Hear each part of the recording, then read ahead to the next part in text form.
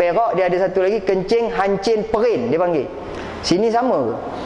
Hancin perin ni maksudnya memang busuk gila. Kencingnya busuk gila.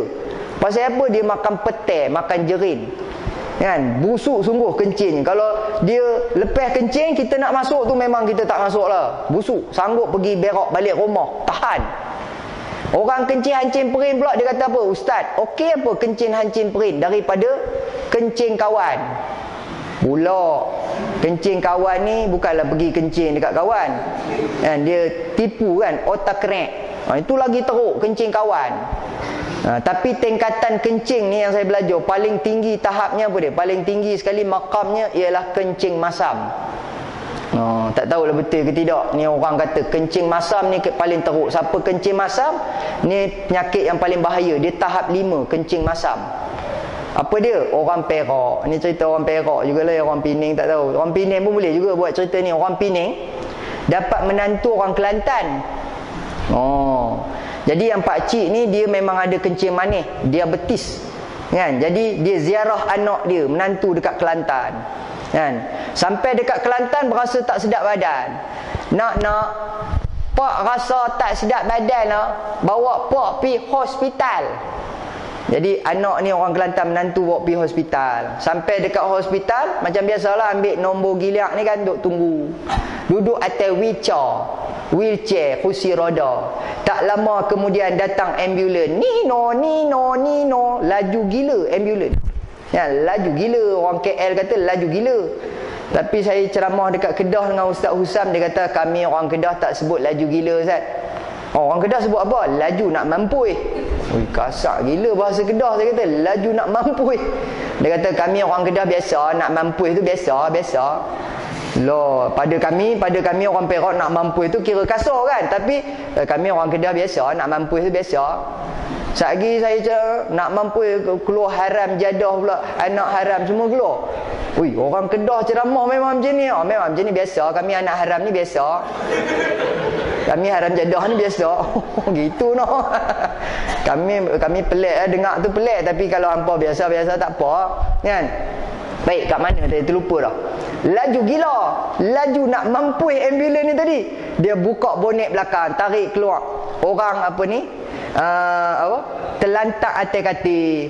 Jadi si Pok ni orang Pening ni tanya pada anak dia orang Kelantan. Nak yang tu kenapa tu? Awak tu, awak tu. Kan? Jadi anak dia orang Kelantan kata apa? Pok, hak tu kecemasan. Jadi anak dia orang Kelantan ni kata, Pok, hak tu kecemasan. Jadi Pok orang Kelantan ni kata, oh lagu tu no, orang kencing masam ni teruk no, tak boleh buat apa no, kan? Terlantak duk ambulan bawa kan, duk baring atas katil tak boleh buat apa, teruk orang kencing masam. Pok, hak tu kecemasan. Yalah Pok tahulah kencing masam. Yang itu kira paling teruk kencing masam. Yang tahu, yang tak tahu sudah. Baik, jadi tuan-tuan dirahmati Allah sekalian, kematian boleh datang secara tiba-tiba. Dan ada pula satu riwayat lagi, Nabi bagi lagi clue. Ya Allah, Nabi ni sayang tuan-tuan ya dengan kita. Nabi kata antara tanda-tanda kematian juga bila mana ada uban. Siapa-siapa yang ada uban sebenarnya itu peringatan kematian. Ada orang umur 30 dah ada uban, umur 40 uban, banyak lagi kan. Yang umur 50, 60 dah tentulah banyak uban. Tapi siapa yang muda-muda ni, nak habaknya, orang muda-muda pun umur 30 ke atas, 40 tu dah mula ada uban tu. Jadi kena beringatlah tu. Itu juga petanda kematian. Kita bila ada uban tuan-tuan ya, kadang-kadang kita suruh cabut kan. Kita manja-manja dengan isteri kita baring atas paha dia kan. Yang cuba tengok sikit atas kepala abang ni ada uban tak? Isteri kita pun cari-cari kelebek-kelebek kan. Oh ada bang, ada satu. Cabut satu. Dia pun tunjuk kata, putih bang, ni uban kan? Oh uban ada satu no. Cabut lagi. Dia pun cari, ada satu lagi bang belakang ni. Pun cabut lagi. Jadi apa ni, kira-kira ada 3 lai uban. Jadi suami kata, dah cabut semua ke? Dah cabut dah bang. Semua hitam dah kepala bang. Alhamdulillah, lambat lagi nak mati. Masa semua uban dah cabut. Kan? Tapi tuan-tuan, hari ni kita cabut, esok dia tumbuh lagi tak? Lusa tulat tonggeng terbalik, kan? Tahun depan 2-3 tahun lagi, 10 tahun lagi, lama-lama uban banyak. Bila uban dah banyak, kita pun baring manja-manja atas isteri kita. Yang tengok atas kepala abang ada uban tak? Ada. Ini bukan ada lagi, ni memang banyak gila.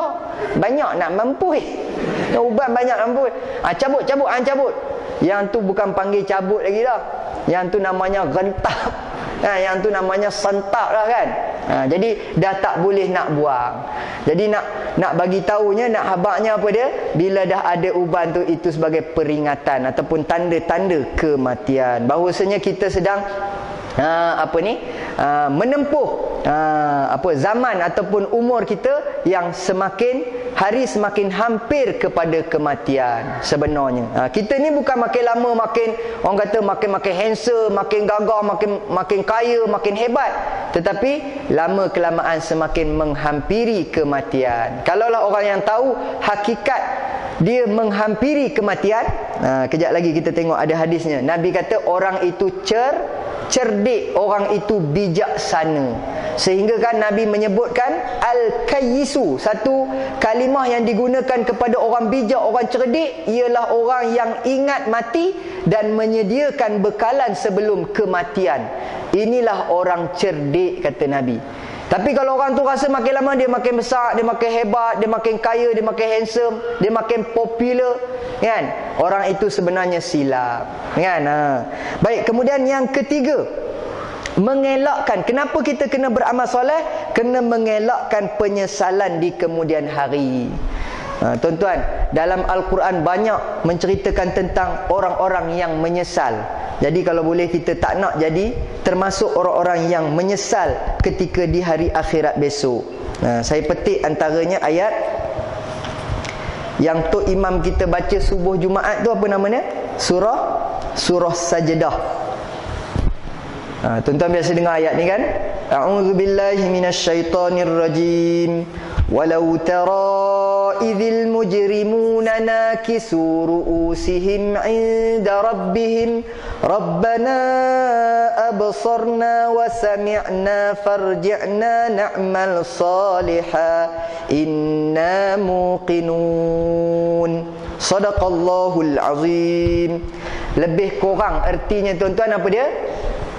Dan apabila walau tara idzil mujrimun, kamu melihat orang-orang yang bersalah, kita kata penjenayah lah, pendosa, bila mana berada di hadapan Allah di mahkamah Rabbul Jalil.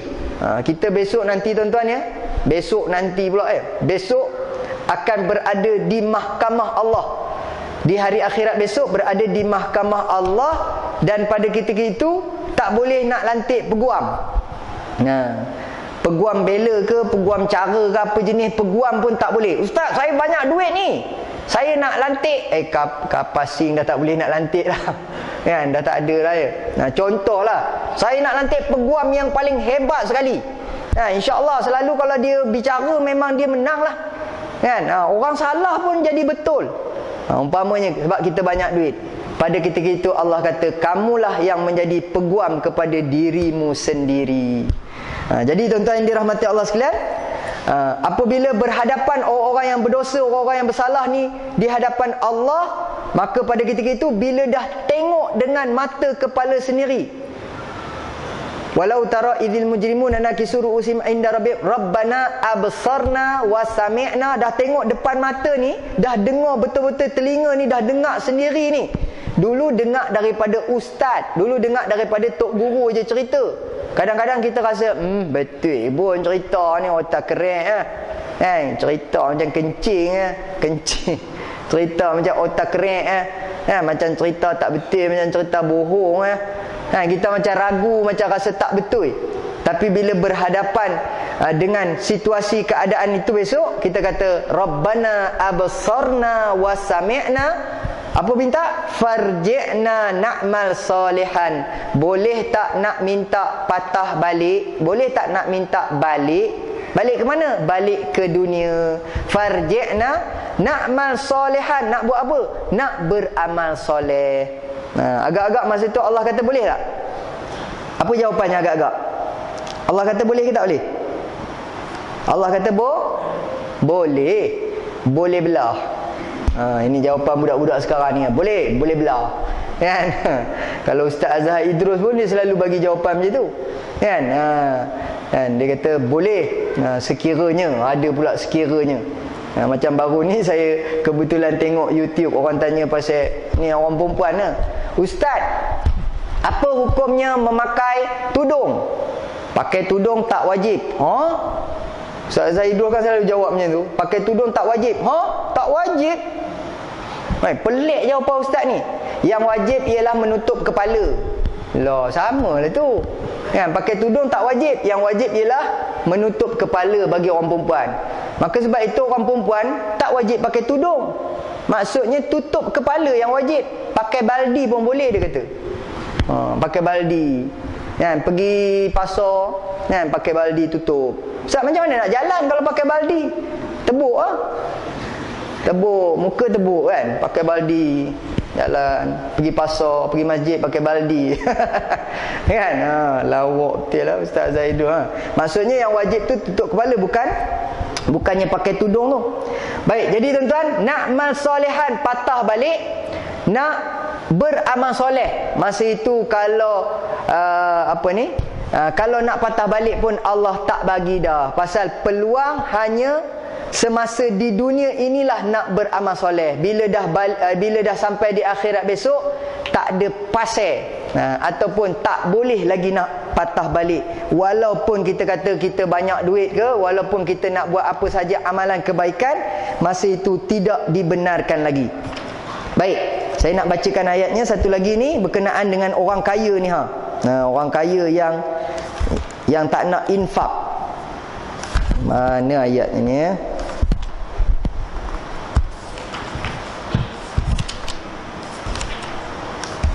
Macam lari pula ayat ni ya.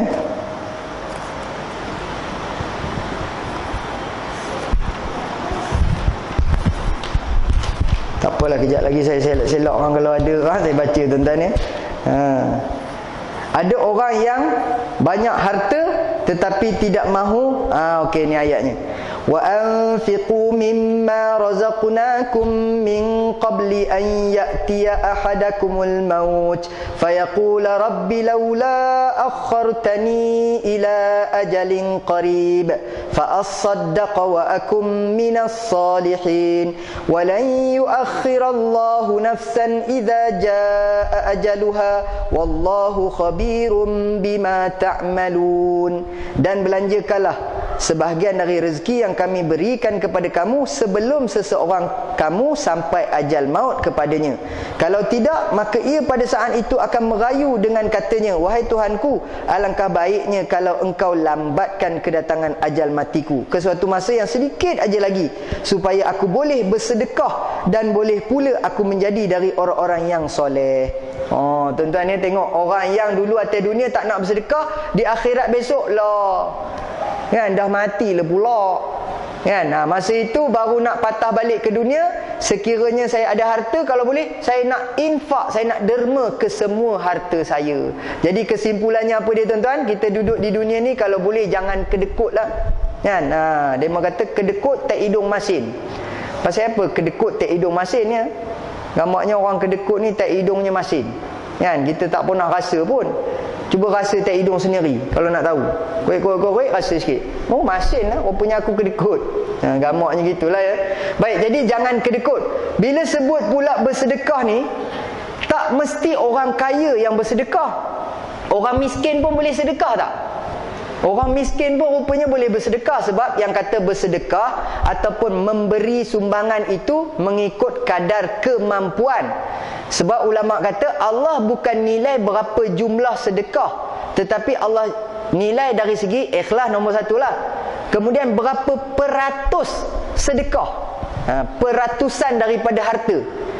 Contohnya orang tu ada harta 1 juta, dia derma 1,000 ringgit. Itu bermakna 1% ke berapa? 10% ke 1%? 1% ke? 1 juta derma 1,000, 1% daripada harta dia. Kita kata, ui banyaknya derma 1,000 ringgit. Banyak gila. banyak nak mampu kan. Derma sampai 1,000 kan. Orang miskin mesti aku tak dapat nak derma 1,000 kan, aku derma RM1. Orang miskin ni dia ada RM100, dia derma RM1, 1% daripada harta dia, duit dia yang RM1. Jadi sebenarnya dari segi nilai peratus sama macam orang yang kaya tadi. Tapi kalau orang miskin derma RM2, dia lebih lagi besar dermanya daripada hak yang kaya tadi, walaupun dia derma RM2. Hak yang kaya tadi derma RM1,000. Macam contoh para sahabat lah, bila Nabi kata kita nak pergi perang, saya lupa perang apa, perang Tabuk kalau tak silap kan. Nabi kata, wahai sahabat-sahabatku, tempat yang kita nak pergi perang ni jauh, kemudian musim pula musim panas, kemudian kita punya bajet dana tak cukup lah. Macam masjid kita lah, kadang-kadang selalu buat orang kata apa, pengumuman, ataupun kadang-kadang buat tulis surat, hantar rumah ke rumah, mohon sumbangan. Ada orang bila dapat sorak daripada masjid, masjid tak ada kerja lain, duk minta derma. Depa ni pun kan, ayat tu mula-mula keluar kedekut tak hidup masin. Bagi je lah kan, berapa kadar kemampuan ni. Mulut tu duk sebut yang tu dulu kan. Tak ada kerja lain. Nabi pun sebenarnya kerja minta derma ni kan, kerja minta sumbangan ni, Nabi sendiri pun pernah offer kepada sahabat, siapa nak menyumbang. Sebab Nabi tak nak benda ni monopoli, apa dia panggil kan, hanya orang kaya-kaya saja derma. Sebab itu Nabi suka offer, siapa nak derma, siapa nak bagi sumbangan kepada Islam, siapa nak join. Jadi para sahabat ni dalam hadis cerita lari bila Nabi offer je, berebut-rebut. Bukan berlari, berebut-rebut nak derma. Abbas, bapa saudara Nabi, kalau tak silap saya, derma 100 ekor kuda. Tuan-tuan bayangkan 100 ekor kuda, betapa kayanya dia. Kalau sekarang ni punya kuda katalah nilainya 5,000 ke 10,000, dia derma 100 ekor kuda. Kaya gila kan. Kemudian datang pula sahabat nama Omar. Omar kata, ya Rasulullah, saya derma separuh daripada harta saya. Nabi kata, banyaknya, separuh. Datang pula Abu Bakar. Abu Bakar kata, saya derma semua harta saya. Kalau gitu apa yang tinggal padamu Abu Bakar? Yang tinggal pada saya Allahu wa Rasuluh, hanya Allah dan Rasul yang tinggal. Saya bagi semua dah pada agama. Ya Allah, berebut-rebut nak derma. Jadi tuan-tuan, yang kata derma ni mengikut kadar kemampuan. Sebab apa saya suka sebut gitu? Sebab kadang-kadang orang miskin dia akan rasa, ustaz, kami ni tak ada peluang lah nak derma. Tuan-tuan pernah dengar tak hadis cerita orang miskin jumpa Nabi? Ya Rasulullah, kami orang miskin, kami pun nak derma. Rasulullah pelik. Orang miskin pun nak derma?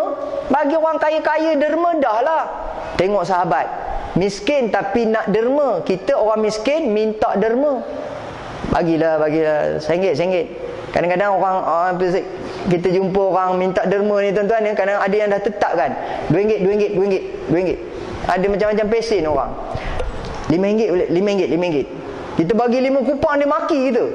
Haram jadah 5 kupang kedekut tak ada masalah. Sukatilah kita nak bagi berapa kan. Marahnya RM5. Dia dah tetapkan berapa harga nak derma. Ya. Baik, jadi orang miskin jumpa Nabi, dia kata apa? Ya Rasulullah, kami ni miskin, macam mana kami nak derma? Macam mana kami nak sedekah? Rasulullah kata, kalau kamu tak mampu sedekah dengan harta ginilah, balik rumah wirid aja. Subhanallah, Alhamdulillah, Allahu Akbar. Balik rumah wirid je. Subhanallah, Subhanallah, Subhanallah, Subhanallah, Alhamdulillah, Alhamdulillah, Alhamdulillah. Jangan laju sangat kan. Sebelah. Ada orang laju sangat kan. Subhanallah dia jadi sebelah je. Sebelah je kan. Kena betul-betul Subhanallah, Subhanallah, Subhanallah. Nabi kata balik wirid pun dapat pahala sedekah. Sahabat ni seronok, ye. Tak adalah macam itu kan. Ni saya lah. Ye, seronoknya dapat pahala sedekah. Kan? Selang tak berapa lama lepas tu datang balik. Ya Rasulullah, rahsia dah bocor. Apa dia rahsia bocor? Yalah, kami orang miskin wirid dapat pahala sedekah. Tu orang kaya dah lah dapat pahala sedekah harta. Kami dengar cerita orang kaya pun sekarang ni wirid juga. Pula depa dah lah boleh sedekah duit, harta. Sekarang ni depa pun duk wirid juga. Depa lebih ya. Jadi sahabat kata, macam mana kami pun nak juga dapat sedekah, dapat pahala sedekah lebih. Tengok berebut-rebut nak sedekah. Kemudian ceritanya panjang lah tuan-tuan, hadis tu. Nabi kata apa dia? Ginilah, buang duri di jalan itu pun sedekah, Nabi kata. Lalu jalan, ada duri. Cuba tuan-tuan tengok hadis ni, kata ulama, kenapa Nabi buat perumpamaan duri? Buatlah perumpamaan sampah, buatlah perumpamaan pokok jatuh ke, pokok apa tumbang. Nabi nak khabar buat benda tu walaupun kecil. Kita buang sampah paling kecil, duri pun dapat pahala sedekah, pahala sedekah. Apatah lagi kalau buang sampah besar. Kalaulah orang tahu tuan-tuan ya, pahala membuang sampah itu pahala sedekah, nescaya tak ada sampah dekat kampung kita, kawasan kita. Tak ada sampah. Pasal apa? Semua orang berebut-rebut. Jalan dengan kawan-kawan, nampak sampah kat depan tu. Warning kawan, hang jangan ambil sampah tu. Itu aku punya. Hang jangan ambil. Kalau hang ambil, aku belasah hang nanti. Aku smack down hang nanti.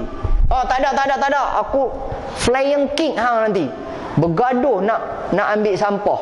Kalau tahu fadilatnya, yang kata buang sampah itu dapat pahala sedekah. Tapi berapa ramai macam tu? Nampak sampah, relax. Orang Perak kata buat no hand aja, buat tengin aja, relax. Siap sepak pula lagi sampah. Tak peduli pun, tak rasa pun yang kata buang sampah itu dapat pahala sedekah. Kemudian Nabi kata apa lagi?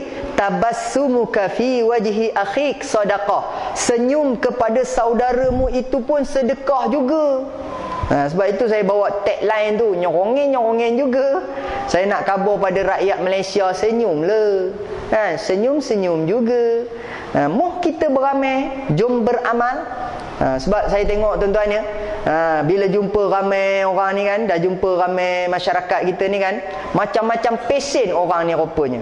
Ada yang payah nak senyum pun ada. Ada yang payah nak senyum. Macam saya tengok selalu kalau lepas sembahyang nak salam tu, salam kan.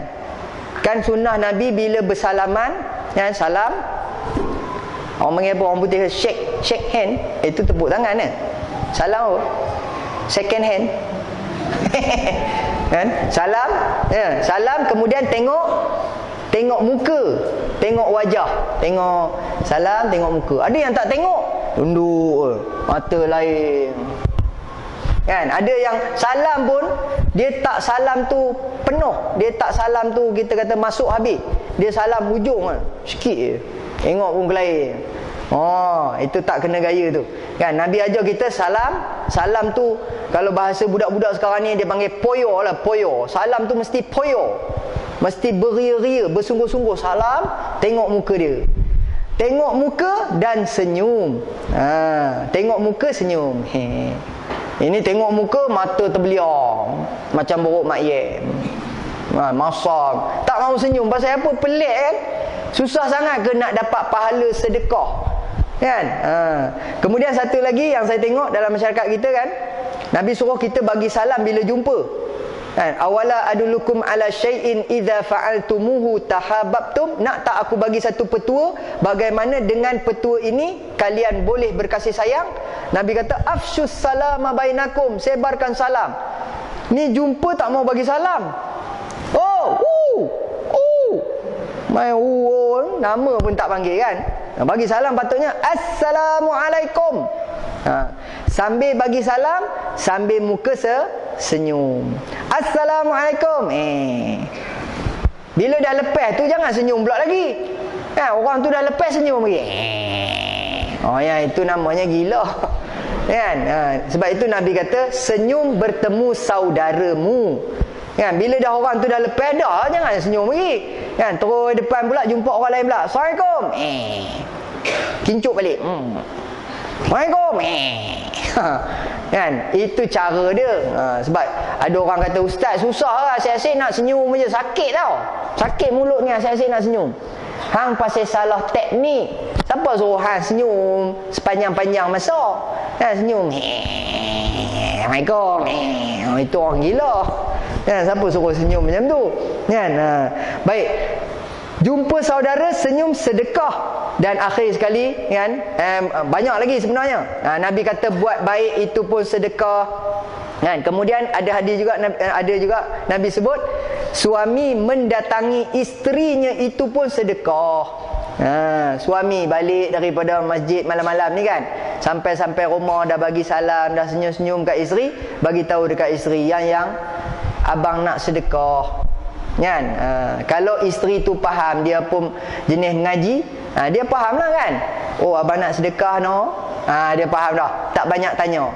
Kan? Tapi abang nak sedekah. Kan? Isteri pun kata, kalau nak sedekah, mainlah sini, mbak. Kan? Dia minta pula ke kita, bukan, abang nak sedekah. Kan? Cakap lemah lembut nak sedekah, dipersilakan. Kan? Dia tak faham, mbak sini, mbak. Lepas tu dia keluar ayat lain pula, aku sedekah kakak. Dia dua intonasi. Kan? Kalau dia cakap pelan-pelan, abang nak bersedekah.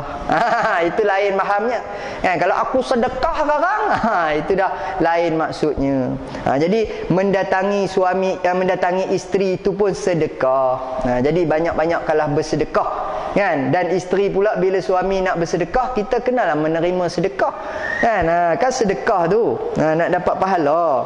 Okey, seterusnya. Oh, dah 9.25 dah tuan-tuan ya. Dah nak habis dah pun. Sikit lagi. Boleh pengurusi ya? Sikit lagi ya. Okey. Kemudian yang akhir. Oh, belum lagi. Menyediakan bekalan lebih awal. Satu lagi, menyediakan bekalan lebih awal. Kenapa kita kena beramal soleh? Oh, ini yang saya nak kata tadi. Hadis berkenaan dengan orang cerdik. Saya bacakan hadisnya.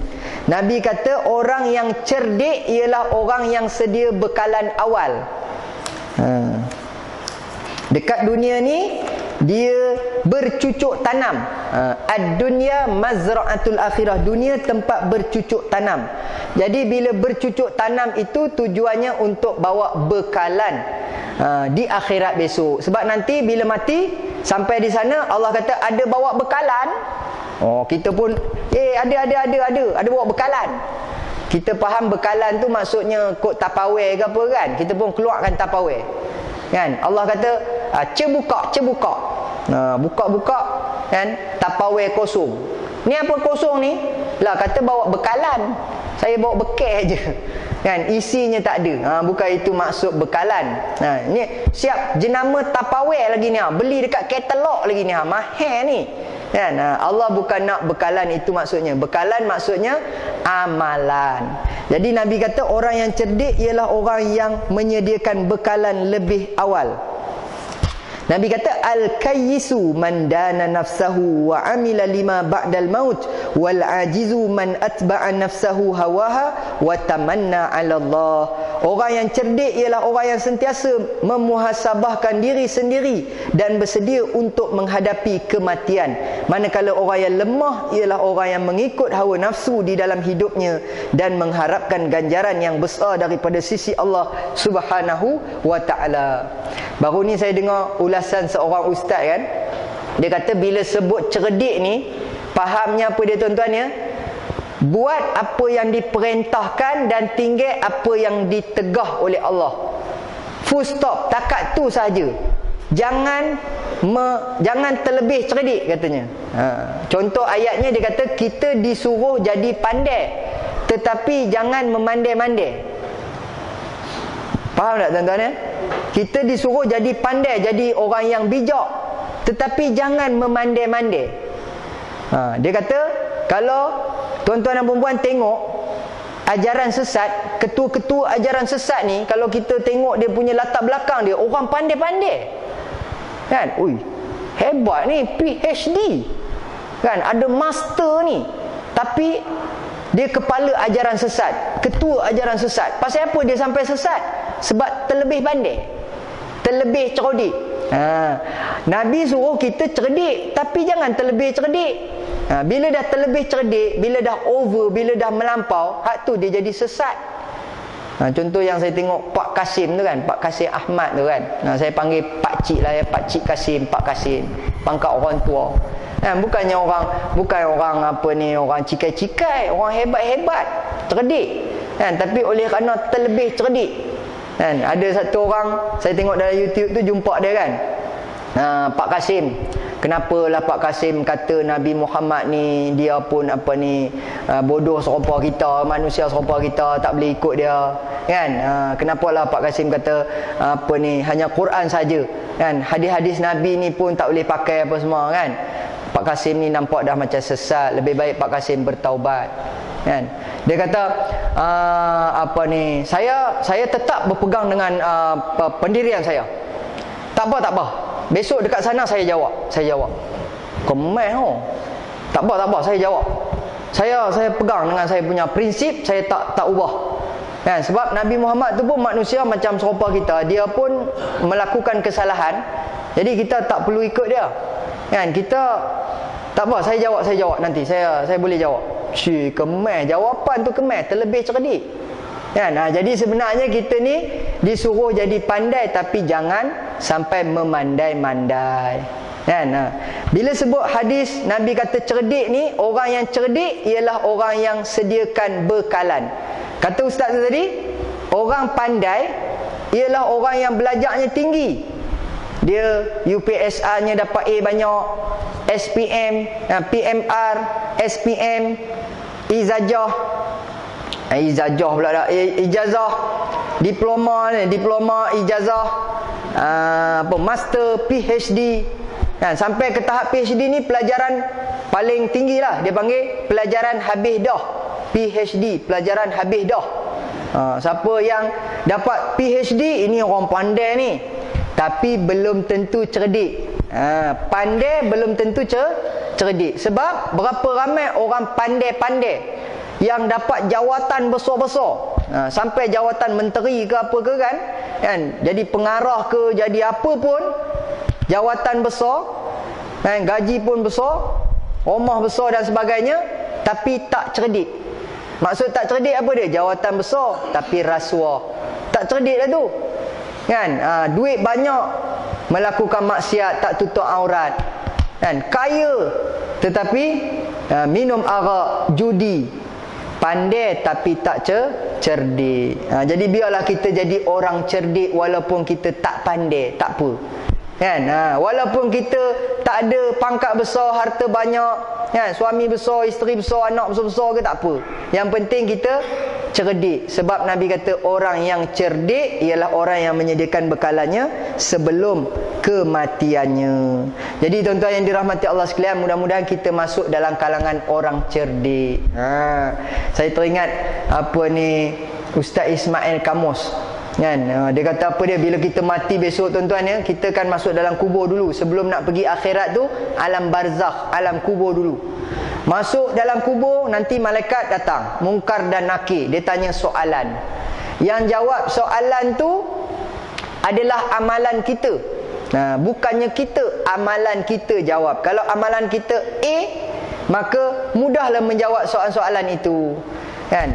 Walaupun di dunia ni kita dah belajar dah dalam kuliah-kuliah, ustaz-ustaz dah bagi tahu dah siap-siap. Soalannya tuan-tuan, ada riwayat kata 5 soalan. Ada yang kata 7 soalan. Man rabbuka, man nabiyuka, qiblatuka, imamuka, ikhwanuka. Itu antara soalan-soalannya. Kita dah belajar dah siap hafal pun. Tapi besok bila dalam kubur, agak-agak boleh jawab tak? Kan? Saya dah hafal dah, agak okey kot, okey. Kan, lagipun saya ni banyak makan kismis, kuat ingatan. Nanti masuk dalam kubur tu senang kot, kacang rasa dah hafal semua, lain clear. Marabuka, kemudian Allahu Rabbi jawabnya. Bila masuk kubur yang jawabnya amalan kita. Kemudian bila dah dalam kubur, kata Ustaz Ismail Kamus, jangan risau, Tok Imam bantu pula lagi. Dah lah kita hafal masa time belajar ni, Tok Imam pula tolong lagi. Wahai si Polan bin si Polan, sekiranya datang 2 malaikat kepada kamu, maka janganlah takut dan gentar, kerana dia juga adalah makhluk Allah serupa macam kamu. Kata Ustaz Ismail Kamus, kalau Tok Imam tu turun ke bawah dia mentakut juga, kan. Dia nasihat pandai ya. Dia nasihat tu kemas kan. Padahal dia pun kalau duduk kat bawah tu dia pun ketat juga, kan. Tapi pasal dia Tok Imam action lah sikit, kan. Kena baca skrip tu, skrip talqin tu, Janganlah takut dan gentar. Sekiranya jika ditanya soalan kepada kamu, man rabbuka, ajak pula lagi, siapa Tuhan kamu? Maka jawablah, Allahu Rabbi. Siapa Nabi kamu? Maka jawablah, Muhammad Nabiku. Kan? Kita duduk kat bawah tu agak-agak macam mana? Terima kasih Imam. Terima kasih lah. Study last minute ni korang-korang ingat lah. Yang dah lupa-lupa tu kan. Korang-korang yang lalah ni okey lah kan. Terima kasih. Terbaik. Kan? Tak ada pasal. Sebab kata Ustaz Ismail kamu, kadang-kadang Tok Imam kat atas tu tengah baca talqin, hak kat bawah tu dah kena balun tau. Dah kena balun kau-kaunya. Kan? Sebab ada riwayat kata 7 langkah ataupun 7 detik selepas dikebumikan, malaikat munkar dan nakir tu sampai dah. Kan? Tok Imam duk baca talqin kat atas tu, kat bawah dah lunyai dah. Kan? Dah lumat dah kena balun. Kan? Tu ada orang kata, Ustaz, saya tak nak balik. Kan? Ini isteri saya, suami saya mati. Kan? Suami saya yang meninggal ni. Jadi orang semua dah pakat balik, saya tak nak balik. Saya duduk sini. Pasal apa kau tak balik? Sebab mereka kata kalau 7 langkah nanti malaikat mai. Kan? Jadi saya tak nak balik, saya duduk stay sini. Nanti malaikat kata tak balik-balik lagi dah. Isteri dia ni, bila aku nak mai. Kenapa tak balik lagi? Jadi bila saya duduk sini lama sikit, nanti malaikat lupa. Nanti malaikat lupa, dia kata, oh dah lama tak balik, kira relax. Tak jadi mai, boleh belah. Dia mai tetap mai, dah memang kerja dia kan. Jadi Tok Imam ni ajak kan, kita kat bawah tu tak tahu apa cerita, sebab amalan kita yang menjawabnya. Tapi kata Ustaz Ismail kamu cerita lawak je lah. Kalau nak selamat, ada dia punya petuanya. Suruh yang baca talqin tu Tok Imamnya orang asli. Sebab dia kata orang asli ni kalau dia baca talqin, dia ada package. Dia ada package sekali, dia tambah sikit skrip.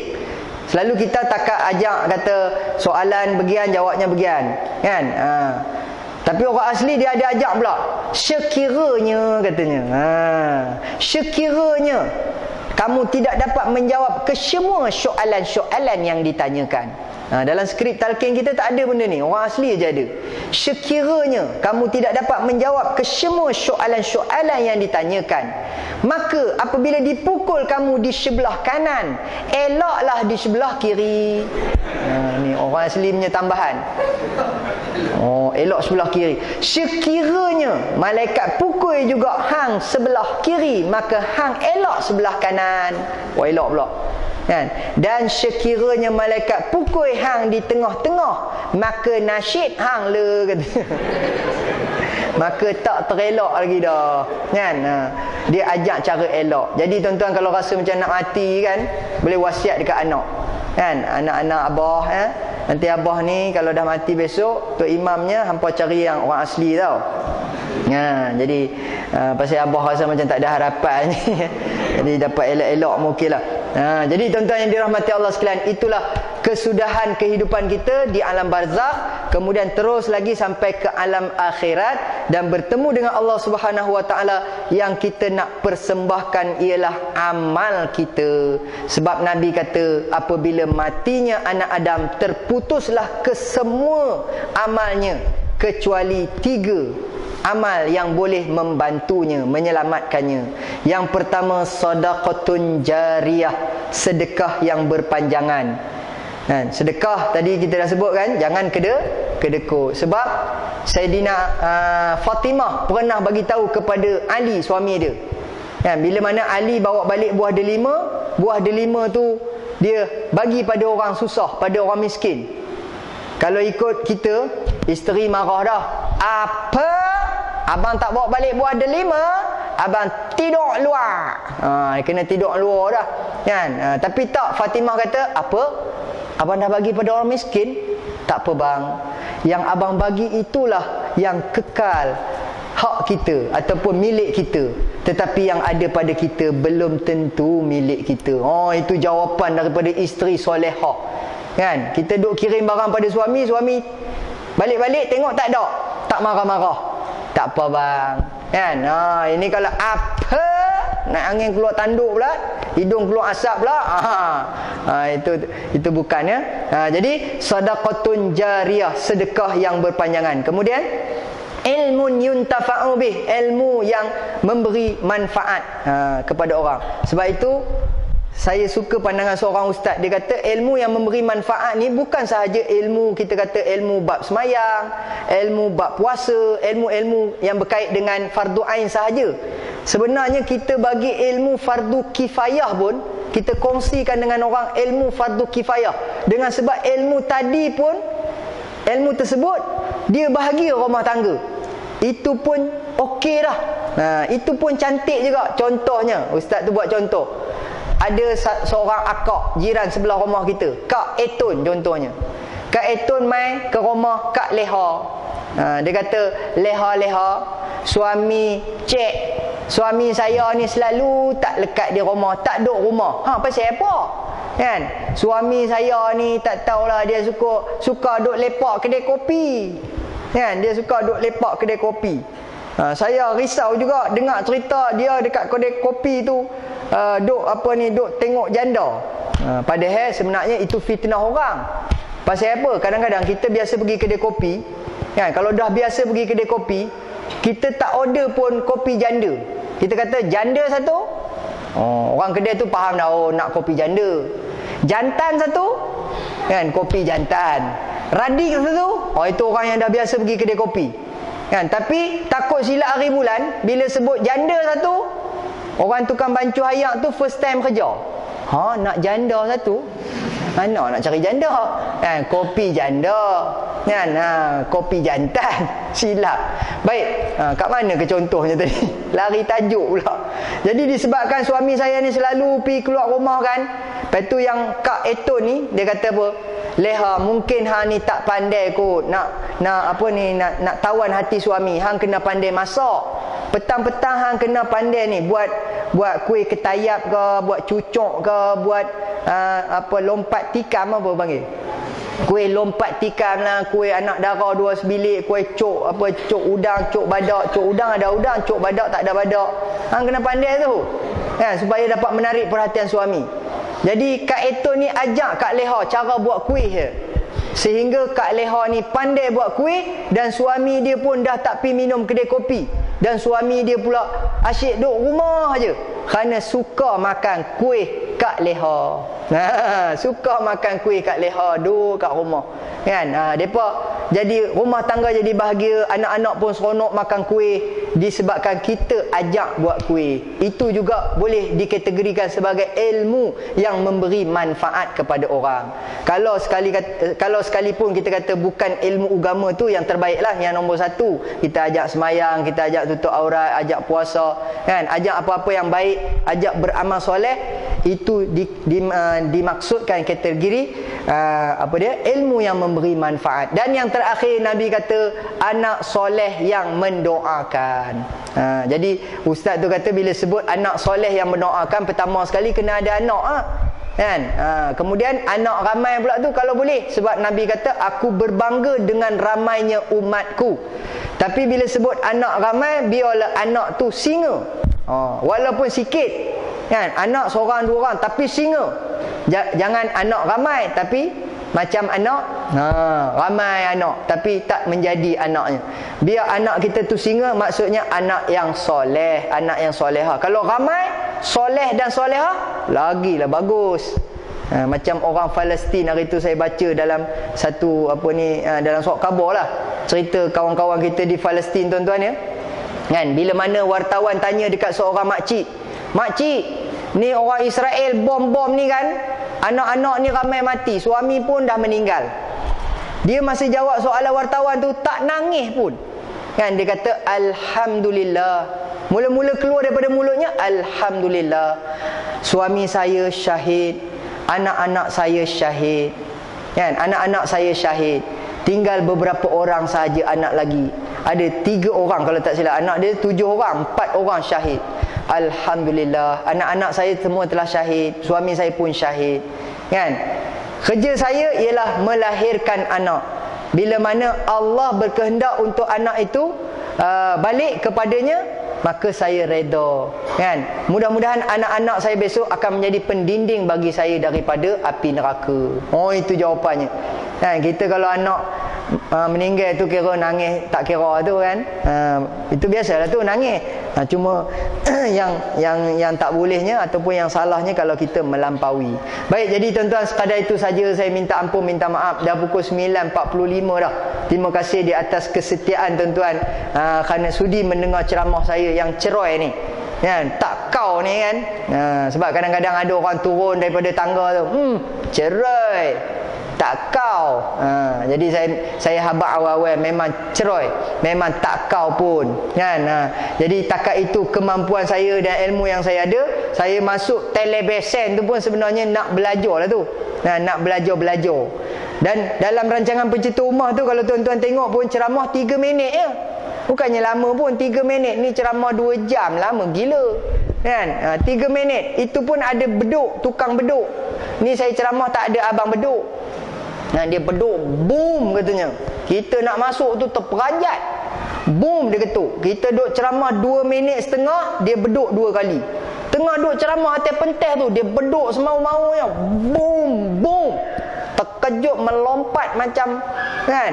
Tengah duduk ceramah tu terkejut, dia ketuk kuat-kuat sangat. 3 minit je ceramah dalam pencetus rumah. Jadi bila nak keluar kepada masyarakat ni, saya banyak lagi nak kena belajar. Jadi terima kasih.